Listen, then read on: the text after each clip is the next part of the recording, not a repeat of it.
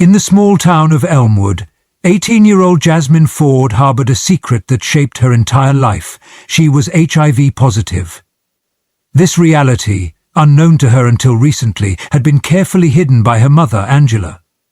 As Jasmine entered her senior year at Elmwood High, the truth was finally revealed in a quiet, tense conversation at their kitchen table. Angela disclosed a violent past and a diagnosis that both of them shared. Shocked and betrayed, Jasmine grappled with the new knowledge. As she returned to school, her perspective shifted dramatically. The faculty and students she once trusted now seemed like players in a story where she was the unexpected protagonist. Armed with a painful truth, Jasmine began to weave a plan that would change the course of her final school year. Welcome to our channel. If you're interested in thought-provoking true crime stories and deep dives into the complex issues they raise, you're in the right place. Please hit the subscribe button and turn on the notification bell to stay updated with our content. Thank you so much for your support. It truly helps us keep bringing these important stories to light. Join our community today and be part of the conversation. The kitchen, normally a sanctuary of warmth and familial comfort, felt cold and alien as Angela's words echoed in Jasmine's ears. "I was attacked long before you were born. It was someone I trusted, and it changed everything." Her voice was steady, but her eyes betrayed a profound sadness. "I found out I was HIV positive soon after, and so were you, from the moment you were born." The room seemed to contract around Jasmine, the familiar countertops and faded wallpaper closing in. She had always wondered about the daily pills and the doctor visits that were more frequent than those of her friends. Now, with the harsh truth revealed, Jasmine felt as if the floor had dropped from beneath her. "Why didn't you tell me sooner?" Jasmine's voice was a whisper, her usual composure shattered by the weight of her mother's confession. Angela's hands trembled as she reached across the table, seeking to bridge the gap her secrets had created. "I wanted to protect you from the stigma, from growing up feeling different." But Jasmine recoiled slightly, pulling her hands away. Protection felt like a thin veil for deceit. Her entire childhood, her adolescence, every whispered conversation and side glance from her mother, it was all tainted now with a lie so foundational that nothing seemed real anymore. In the days that followed, Jasmine walked through Elmwood High like a ghost, her interactions hollow, her thoughts a storm of betrayal and newfound fear. Her trust in her mother, once unshakable, now felt as fragile as glass. The revelation reshaped her self-perception, turning every memory into a question mark. Who was she, if not the girl defined by secrets? As Jasmine grappled with her reality, the seeds of a plan took root. If her life was to be defined by secrets, then perhaps it was time those secrets served her own ends. It wasn't just about revenge, it was about control. A control she had never truly possessed. Back at Elmwood High, Jasmine's return to school was marked by a new, sharp awareness. She walked the familiar hallways with a sense of alienation, her interactions tainted by the knowledge of her condition and the secrecy surrounding it. It felt as if she was seeing her world through a lens that magnified every look, every whisper, every laugh that wasn't shared with her. Her acute observations didn't stop at her peers, they extended to the staff. Elmwood had recently hired young, enthusiastic teachers, all around 20 years old, and full of ideals about shaping young minds. But now, Jasmine viewed their friendly overtures through a lens of suspicion and resentment. Their concern, once comforting, now seemed patronizing, or worse, predatory. As the weeks unfolded, Jasmine noticed particular patterns. Mr. Thomas, the new English teacher, often asked her to stay after class under the guise of discussing her essays. His comments, though couched in academic concern, lingered too long on her mature perspective and unique voice. Coach Carter, who ran the school's basketball team, had a habit of placing his hand a little too low on her back during practice, praising her athleticism in a tone that felt overly familiar. Then there was Ms. Coleman, the art teacher, whose compliments on Jasmine's artwork frequently included comments on her innate sensibility and expressive eyes. These interactions, once innocuous, now set off alarms in Jasmine's mind, colouring her daily school life with a tint of menace and manipulation. Each observation, each over-friendly gesture compounded her feelings of exploitation and injustice. Hadn't she suffered enough at the hands of fate without these supposed role models taking advantage of their authority? Fueled by a growing sense of indignation and armed with the bitter knowledge of her own vulnerability, Jasmine began to see an opportunity. If these teachers saw her as a naive student, perhaps she could use their perceptions against them. It wasn't just about exposing their indiscretions.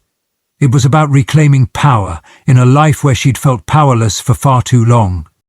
As she plodded her next steps, Jasmine realized that this was not just a plan for retribution, but a test of her own agency in a world that had shown her little regard. With every calculated smile and each seemingly innocent conversation, she laid the groundwork for a dramatic reckoning that would shake the very foundations of Elmwood High. With each day that passed, Jasmine Ford's resolve hardened. Her interactions at school, once routine, were now charged with the electric thrill of her clandestine objective. She had decided not only to expose the undue attention of her teachers, but to manipulate these interactions in such a way that they would reveal their own improprieties. Her plan was meticulous and deliberate.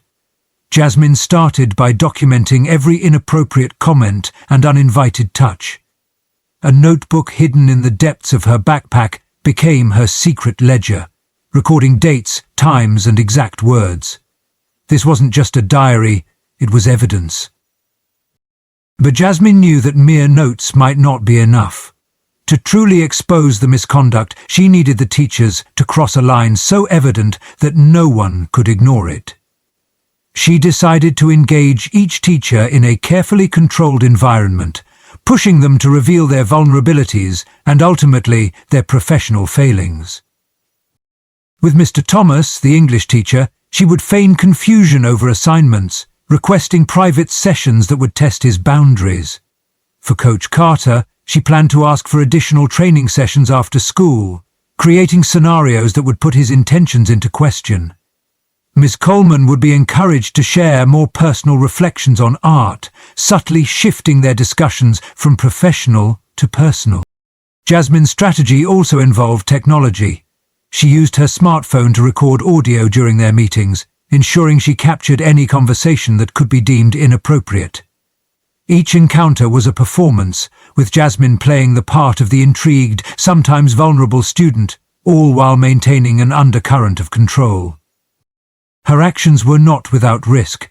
Jasmine understood the gravity of what she was doing. She was playing a dangerous game with serious consequences for everyone involved, but the fire of injustice that burned within her demanded action. She wasn't just seeking revenge, she was fighting for every student who had ever felt preyed upon by those in power. As the weeks passed, Jasmine's plans grew bolder and her interactions more daring. She navigated her double life with a mix of fear and exhilaration, each step bringing her closer to a climax that would either vindicate her or destroy the precarious balance she maintained. Jasmine's strategy unfolded with calculated precision, each interaction tailored to draw out the latent improprieties of her targeted teachers. She began with Mr. Thomas, the English teacher whose praises had often veered uncomfortably personal. One afternoon, she lingered after class, ostensibly confused about the themes in a novel they were studying. "I just can't wrap my head around this.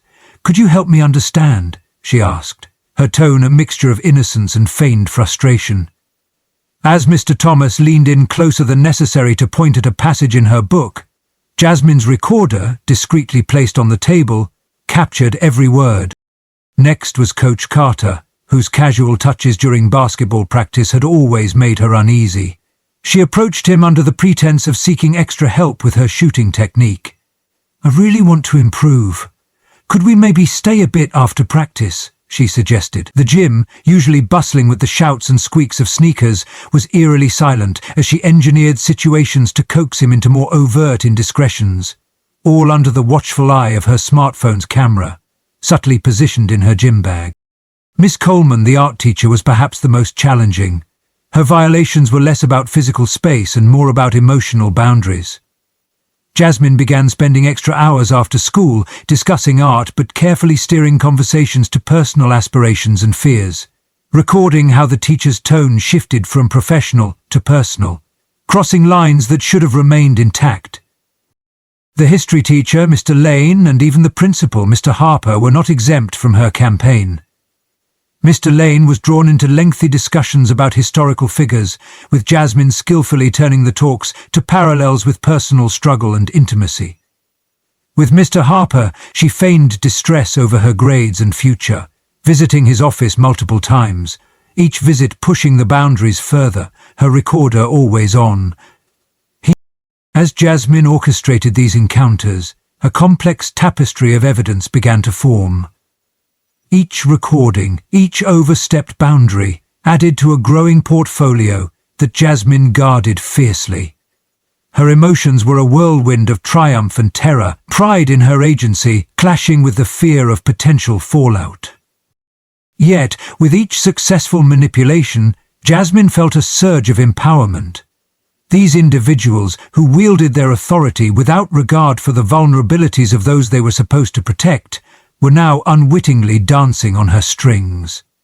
For the first time, Jasmine felt a sense of control over her own narrative, one that had been dictated by others' actions for too long. Jasmine's meticulously orchestrated encounters began to yield visible consequences.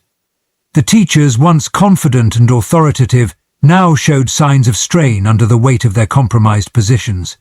Guilt and suspicion shadowed their interactions, not just with Jasmine, but with other students and colleagues as well. Mr. Thomas, the English teacher, became noticeably more reserved. His usual enthusiastic lectures were replaced by subdued, distracted presentations. He started avoiding prolonged one-on-one sessions with students, particularly Jasmine, whose presence seemed to unsettle him deeply. The guilt of his indiscretions, magnified by Jasmine's strategic provocations, gnawed at his conscience. Coach Carter's demeanor on the basketball court changed as well. His coaching, once full of vigor and hands-on demonstrations, turned distant. He kept his physical interactions strictly professional, his eyes constantly scanning the gym as if looking for unseen observers. His usual jovial banter with the team dwindled to minimal instructions, his laughs forced and sparse. Miss Coleman, too, felt the effects. Her art classes, once vibrant with personal stories and shared creative insights, became strictly by the book. She retracted into a shell of professionalism, perhaps recalling every conversation that had strayed too far into personal territory. Her brushes and paints, no longer tools for connection, but barriers she put between herself and her students. Mr. Lane and Mr. Harper were not immune either. Mr. Lane cut short any discussion that veered away from strictly historical content, his eyes often darting to the door of his classroom as if fearing the entry of an accuser. Mr. Harper, the principal, tightened access to his office, scheduling formal meetings even for minor student concerns. His usual open-door policy a casualty of Jasmine's manipulation. As these changes permeated Elmwood High, whispers began to circulate among the student body and faculty. Something was amiss, and while no one could pinpoint the cause, the atmosphere of mistrust and paranoia grew. Jasmine watched as the seeds she had planted took root, her initial sense of victory mingling with a dawning realization of the chaos she had unleashed.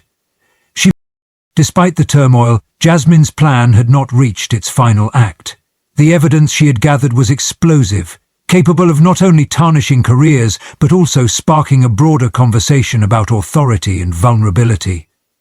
Yet as she prepared to expose the truth, she grappled with the magnitude of the impending fallout. The consequences of her actions were no longer abstract scenarios. They were palpable, affecting real lives, including her own. As whispers turned into murmurs and the school atmosphere thickened with suspicion, the targeted teachers, Mr. Thomas, Coach Carter, Miss Coleman, Mr. Lane, and Principal Harper, found themselves gravitating towards one another, united by a shared unease. Each sensed the undercurrents of manipulation, but had yet to voice their suspicions. The catalyst came unexpectedly.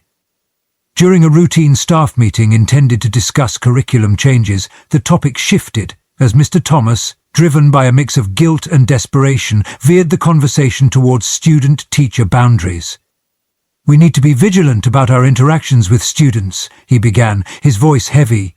"Sometimes, even well-intentioned actions can be misinterpreted." His words struck a chord. One by one, the teachers began to share their own experiences, initially with hesitation, but growing in confidence as they realized the common thread: Jasmine Ford. Each recounted instances that, at the time, seemed innocent enough, but now appeared as part of a larger, disturbing pattern. Coach Carter spoke of extended practice sessions that Jasmine had requested, which had started innocently but escalated in a way that left him feeling uncomfortable. Ms. Coleman shared how Jasmine had lingered after class, engaging in conversations that strayed far from art. Mr. Lane and Principal Harper, too, revealed encounters that, in retrospect, seemed engineered to compromise. As the pieces of the puzzle fell into place, a collective shock rippled through the group. "She's been playing us," Mr. Lane said, the realization dawning on him. "All these interactions, they were too calculated, too consistent." The mood in the room shifted from confusion to a defensive alertness. Principal Harper, recognizing the severity of the situation, took the lead. "We need to address this carefully," he advised. "If we're being manipulated, we must handle it without causing further harm to ourselves or the student involved." Determined to resolve the issue discreetly but firmly, they agreed to gather more information and monitor Jasmine's interactions more closely. The meeting ended with a resolve to maintain professionalism, but the air was thick with anxiety and betrayal. As they dispersed, the teachers felt a mix of relief at having shared their burdens and dread about what might come next. Unbeknownst to them, Jasmine was already several steps ahead, her recordings locked away, each a ticking time bomb of truth, ready to expose the vulnerabilities and indiscretions of those she felt had wronged her. The weight of her actions and the growing isolation at school became too much for Jasmine to bear. She watched as the teachers, once figures of authority and guidance, now interacted with her and each other with palpable caution and fear. What began as a mission to reclaim control and expose hypocrisy had spiraled into a scenario that threatened to consume her. Haunted by the faces of her teachers, strained with suspicion and guilt, Jasmine knew she couldn't continue down this path. The manipulation had initially empowered her, but now it shackled her with remorse. She decided it was time to confront the reality she had crafted and to reveal the full extent of her machinations. One morning, with a resolve born of sleepless nights, Jasmine requested a meeting with Principal Harper. The gravity of the moment weighed heavily on her as she sat across from him in his office, the morning sun casting long shadows across the room. "Mr. Harper," Jasmine began, her voice barely above a whisper.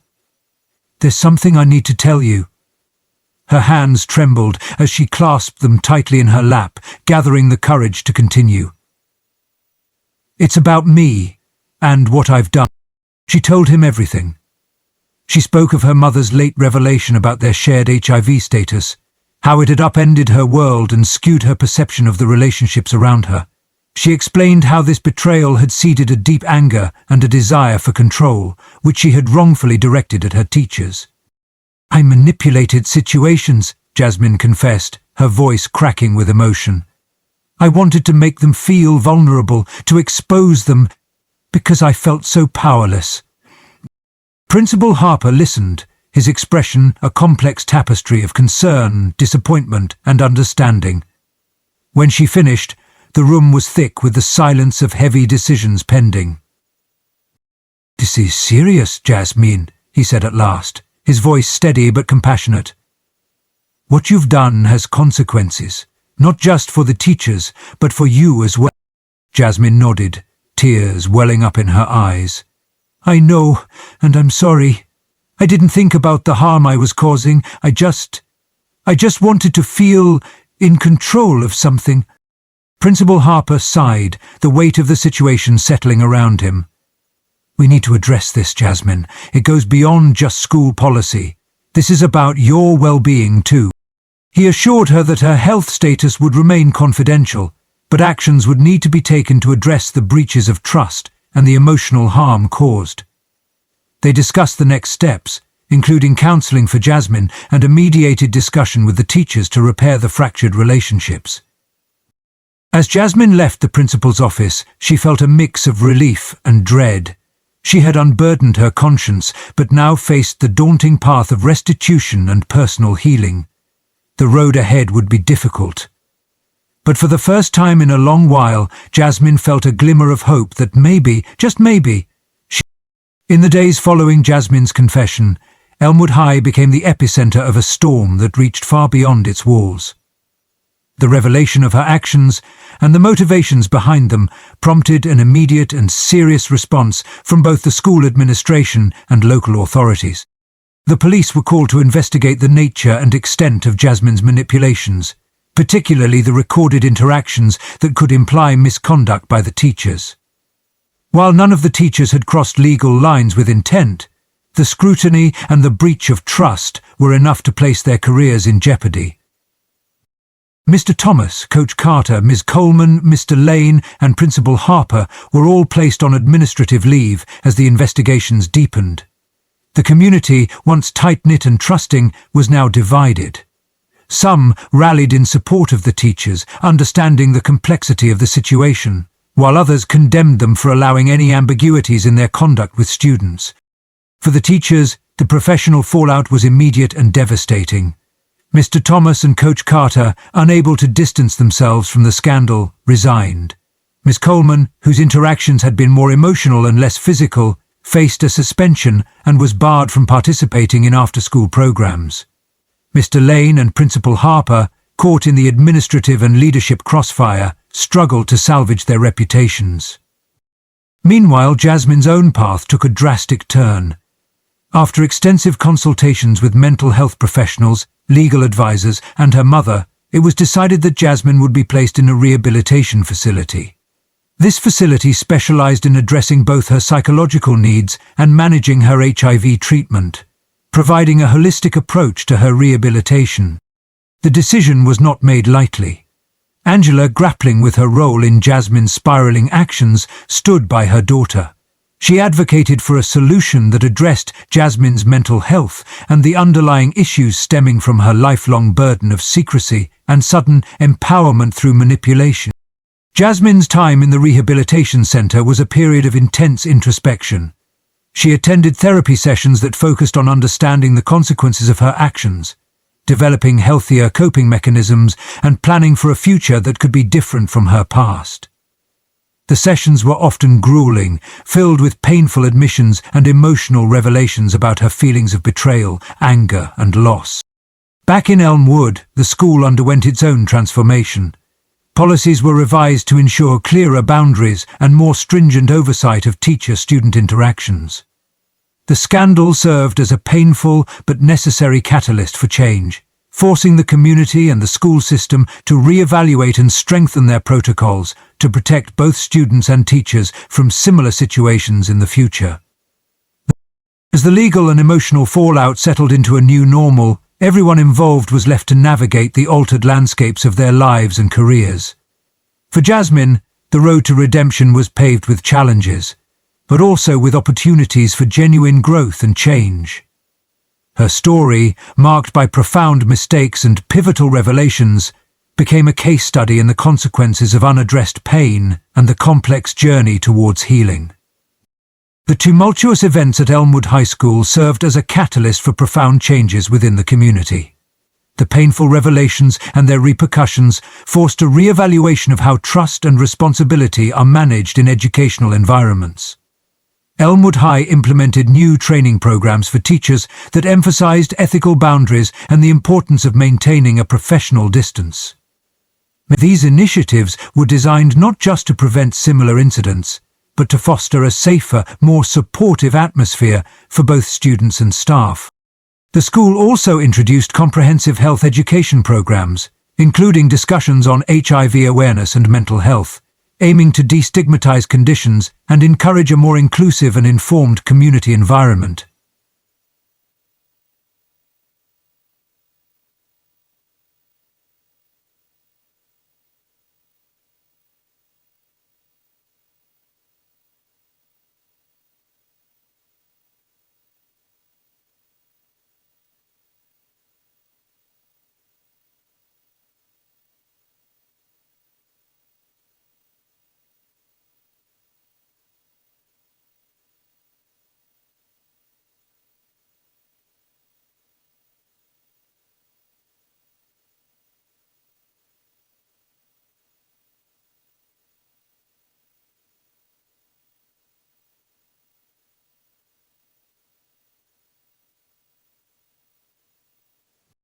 The community's response was mixed, but ultimately constructive. Parents, educators and students participated in forums and workshops, contributing to a collective effort to understand and implement better practices. The incident highlighted the necessity of empathy and vigilance in personal interactions, sparking conversations about personal rights and the responsibilities educators have towards their students. As Elmwood High and its surrounding community continue to heal and grow from these events, we invite our viewers to reflect on the importance of awareness and communication in protecting and nurturing our young people. How can we better equip our schools and communities to handle such complex issues? What changes would you suggest to improve trust and safety in educational settings? Please share your thoughts in the comments below. Your insights are invaluable as we all work towards creating safer, more empathetic environments for everyone. Don't forget to subscribe to our channel for more true crime stories and discussions that challenge, educate and engage. Click the notification bell to stay updated with our latest content. Thank you for your support and for joining us in this important conversation.